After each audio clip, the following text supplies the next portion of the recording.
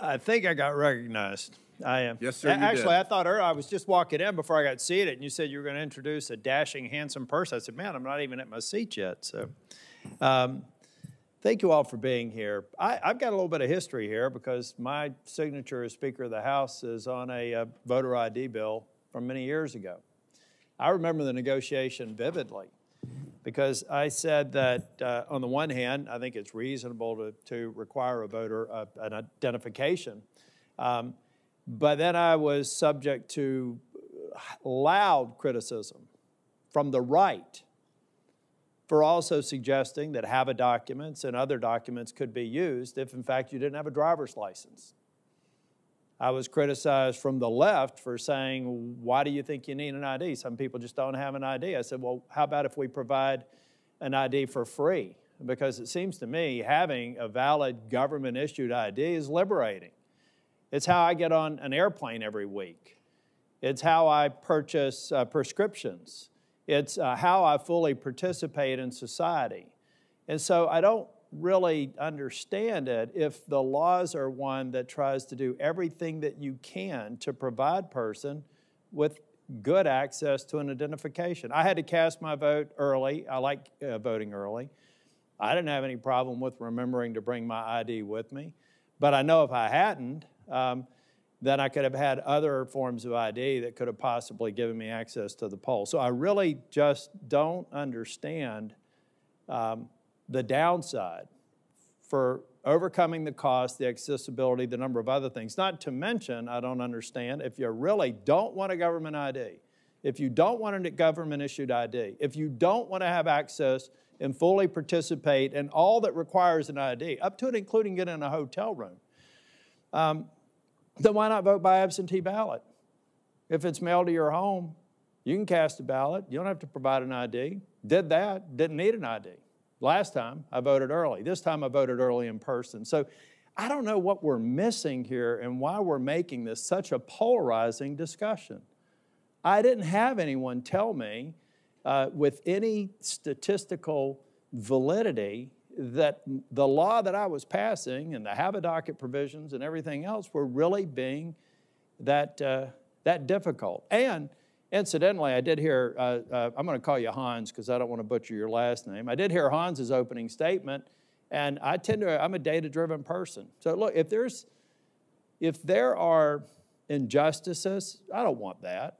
I want to fix it. And by the way, I know Senator Booker has left. An interesting thing happens when elections occur. When I was in the minority for 4 years, I signed on to and tried to sponsor independent redistricting. I tried to go to Speaker Hackney, who was a Democrat, and the Democrat leader in the Senate say, we ought to try and get this done. They were against it. Now, fast forward 3 years later, I'm Speaker of the House. You know what I did? I endorsed independent redistricting. You know what Hackney did? He finally supported. But guess what? You know what the Republicans did? They didn't.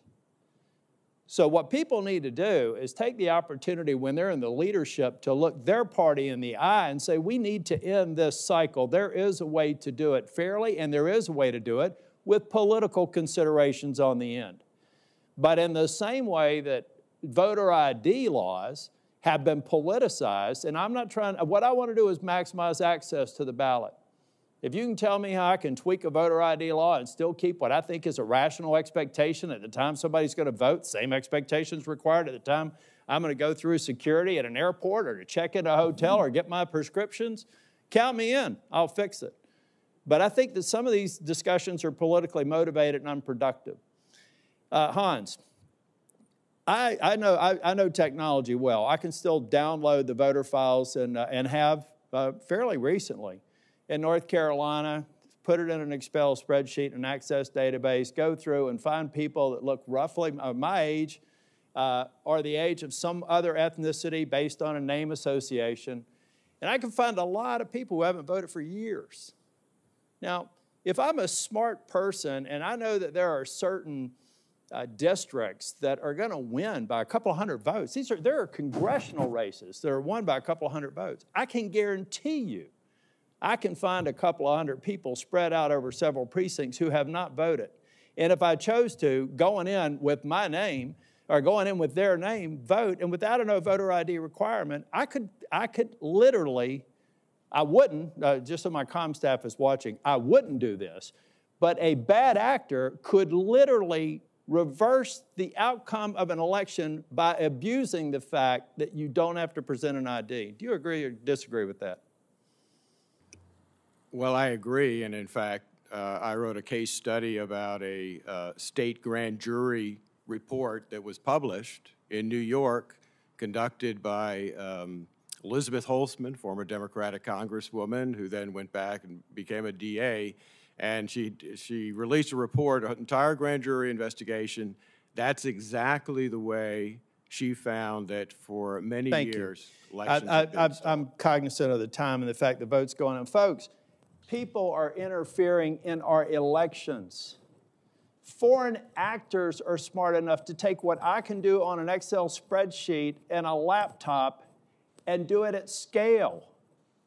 Let's try and figure out how we get past the political divide here and recognize that this is a legitimate discussion to have about integrity of elections.